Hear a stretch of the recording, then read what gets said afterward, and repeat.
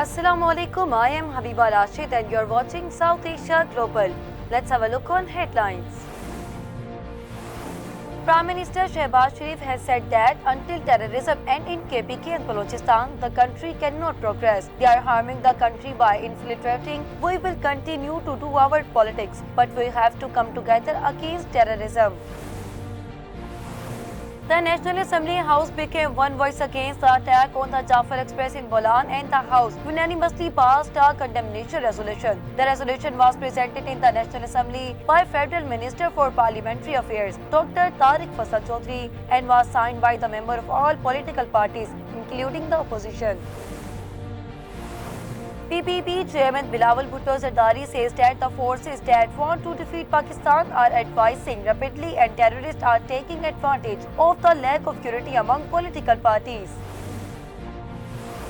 Defense Minister Khwaja Asif has said that in order to sit together against terrorism, PTI has insisted that first release our founder on parole. The government is ready to approach him for an all-party conference, but this is a national matter. Sindh Assembly unanimously passed resolution against construction of 6 canals, including Cholistan Canal on Indus River, condemning attack on Jafar Express and saluting martyrs of Pakistan Army. Contact between Pakistani and Afghan Jirga has been restored to the end of Torkham border tension. Yesterday, there was a deadlock with the Afghan Jirga on the ending the Torkham border tension. The attack on the construction of camps in Karachi district of Balochistan in a response to the 7 wars. According to the levies, the attack took place on the intervening night of Wednesday and Thursday in an area about 4 km away from the Sunni Sohran in Kakchi area.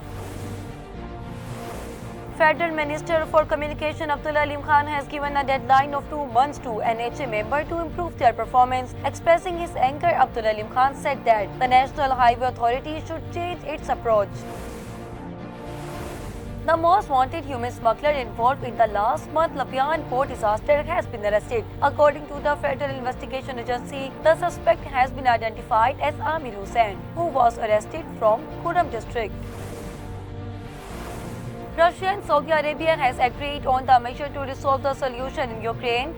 Russia President Vladimir Putin and Saudi Crown Prince Mohammed bin Salman have had a telephone conversation. A U.S. judge has ordered President Donald Trump administration to reinstate thousands of fired federal employees, probationary federal employees who were laid off in recent weeks as part of President Donald Trump's sweeping cut to the federal workplace must be immediately reinstated. U.S. President Donald Trump has dismissed Russian President Putin's statement on the U.S. proposal for a ceasefire as incomplete. President Putin has said in a press conference on Thursday that Russia was ready for a ceasefire, but Ukraine would have to accept more conditions. The annual prize distribution ceremony organized by Wisdom School System, Chhang Road, Shekhupura was held at the local hall.